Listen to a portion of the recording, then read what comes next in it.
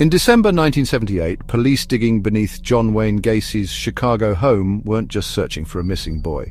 What began as a routine investigation quickly spiraled into something far more sinister as officers realized the ground beneath their feet held secrets darker than anyone could have imagined. They were standing atop a hidden cemetery, a mass graveyard meticulously concealed beneath the very heart of suburbia. Over the following weeks, the earth gave up 29 bodies, each one a silent witness to the horrors that had unfolded in secret. Young men and boys, some barely teenagers, were found buried in the crawl space, encased in concrete or dumped in the cold waters of the Des Plaines River. The search began with 15-year-old Robert Piest, who vanished after meeting Gacy about a job. His disappearance set off a chain of events that would unravel one of the most chilling crime sprees in American history. That single missing person unraveled a tapestry of horror woven over 6 years, revealing a pattern of evil that had gone unnoticed for far too long. Gacy's home, once the site of neighborhood parties and local political gatherings, concealed unimaginable violence just beneath the surface, its cheerful facade hiding a nightmare. The sheer audacity of hiding so many victims in plain sight shocked the world, leaving a community and a nation reeling in disbelief. Each body recovered peeled back another layer of Gacy's carefully maintained lie, exposing the terrifying truth lurking beneath the veneer of suburban normalcy. The discovery forced a chilling question that would haunt the community for years to come. How well do we really know our neighbors, and what darkness might be hiding behind the most ordinary of doors? On the surface, John Wayne Gacy was a model citizen, successful contractor, community leader, and even a volunteer clown named Pogo. He was known for his cheerful demeanor and his willingness to help out in the community, often seen at local events and parties, always with a smile on his face. His business, PDM Contractors, gave him access to the very demographic he targeted: young men seeking work. These young men, often vulnerable and in need of employment, saw Gacy as a benefactor, someone who could provide them with opportunities. Gacy was active in civic organizations, organized block parties, and seemed a pillar of the community. He was involved in local politics, even hosting events at his home, further solidifying his image as a respectable and trustworthy individual. But this public persona was a mask, hiding a deeply troubled man with a criminal past. Behind closed doors, Gacy was a different person, struggling with dark urges and a history of violence. He'd already served time for sexually assaulting a teenage boy, a fact he concealed after moving to Chicago. This dark chapter of his life was hidden from those who knew him in his new community, allowing him to start anew without suspicion. Gacy's role as Pogo the Clown, meant to bring joy, became a symbol of hidden evil. The cheerful facade of the clown masked the sinister intentions lurking beneath, making his crimes all the more horrifying. He compartmentalized his life, presenting himself as a family man while using his home as a burial ground. His ability to lead this double life without arousing suspicion is a chilling testament to his manipulative nature. This duality, clown by day, predator by night, cemented his place in American nightmares. The contrast between his public persona and his private actions created a sense of unease and fear that still lingers today. His ability to blend in, to seem ordinary, was his greatest camouflage. Gacy's unassuming appearance allowed him to gain the trust of his victims and the community, making his eventual unmasking all the more shocking. Behind the mask, Gacy orchestrated one of the most horrifying crime sprees in history. His story serves as a grim reminder of the potential for evil to hide in plain sight, lurking behind the most ordinary of facades. Gacy's crimes went undetected for years because he mastered the art of appearing normal. His contracting business provided a steady stream of potential victims, teenage boys and young men looking for work. Many victims were runaways or lived transient lives, making their disappearances less likely to raise alarms in the 1970s. Police, overwhelmed and lacking modern technology, often didn't prioritize missing boys. Gacy's home blended into the neighborhood. Odd smells were dismissed as plumbing or rodents. He was assertive, even confrontational, deflecting suspicion with indignation and charm. The horror was simply unimaginable to those around him. For 6 years, his carefully crafted image shielded a private graveyard from discovery. The unraveling began with Robert Peaste's disappearance in December 1978. Unlike previous victims, Peast had a family who immediately reported him missing and named Gacy as the last person he saw.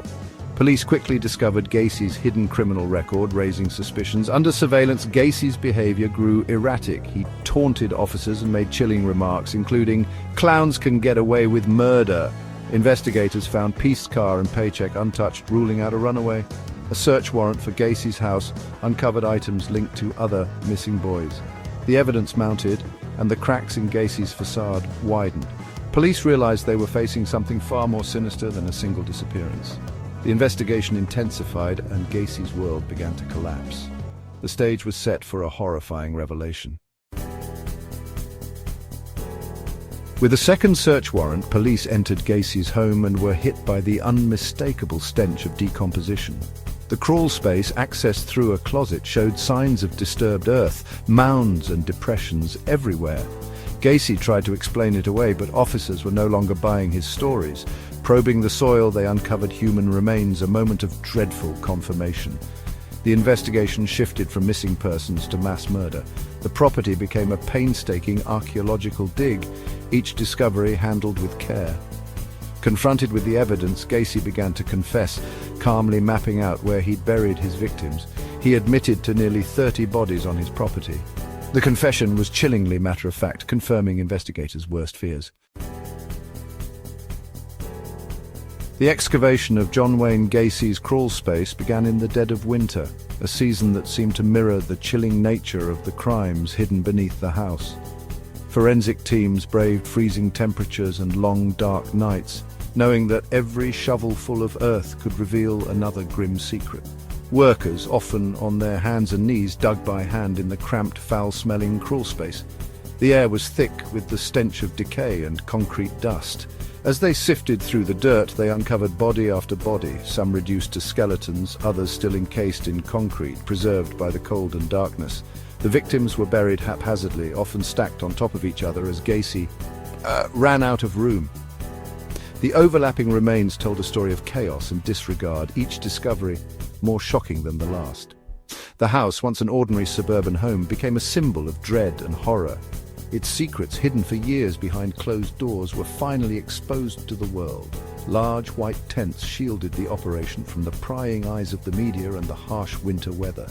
Inside, forensic investigators meticulously catalogued every bone fragment and personal effect, piecing together the identities and stories of the victims.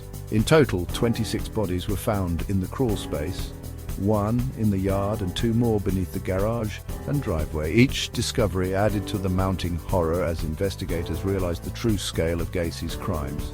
4 additional victims were found dumped in the icy waters of the Des Plaines River, their remains carried away from the house, but not from the story. The house, once a place of parties and laughter, was now a tomb, a silent witness to unimaginable horror. Its walls could no longer hide the truth. Eventually, the house was demolished, erased from the landscape, but its legacy endures, a dark landmark in the annals of American crime history, impossible to forget. The full, horrifying extent of Gacy's crimes was finally revealed to a shocked and grieving world, forever changing the way we look at the safety of our own neighborhoods. After exhumation, the heartbreaking task of identifying Gacy's victims began. Most remains were skeletal, making visual ID impossible. Investigators relied on dental records, X-rays, and personal items. Families from across the country contacted authorities, desperate for answers. Forensic teams painstakingly matched teeth and belongings to missing persons reports. Some identifications came quickly, others took months or years. The victims were students, workers, runaways, aged 14 to 21, each with a story and a family. Media coverage humanized the victims, shifting focus from the killer to the lives lost. Not all could be identified. 9 remained John Does for decades. Advances in DNA technology have since given some of these boys their names back. The search for answers continues, honoring the memory of those lost. Gacy's case endures because it shattered the illusion of safety. He was the friendly neighbor, not a shadowy stranger. His Pogo the Clown persona twisted childhood innocence into something sinister, embedding itself in popular culture. The scale and brazenness of his crimes, creating a cemetery in his own home, were almost beyond belief. The televised excavation brought horror into living rooms nationwide. Gacy emerged as the archetype of the serial killer, defining a new category of criminal in the public mind. His trial was a media spectacle, his lack of remorse chilling. He became a case study in psychopathy, a cautionary tale about hidden evil. Gacy's story remains a dark mirror, reflecting society's deepest fears. The Gacy case forces us to confront the unsettling truth that evil can hide behind a mask of normalcy. Gacy's greatest deception was convincing the world his mask was real. The case reminds us to trust our instincts and take warning signs seriously. Odd smells, strange behavior, ignored victims. The victims were more than numbers. They were sons, brothers, friends with futures stolen. Ongoing efforts to identify the unnamed victims show a commitment to justice and remembrance. Gacy's crimes changed police work, forensic science, and our understanding of community safety. The story is hard to hear, but necessary to remember. By exploring these dark chapters, we better understand the world and ourselves. Thank you for joining this exploration. Subscribe for more investigations into the complexities of the human condition.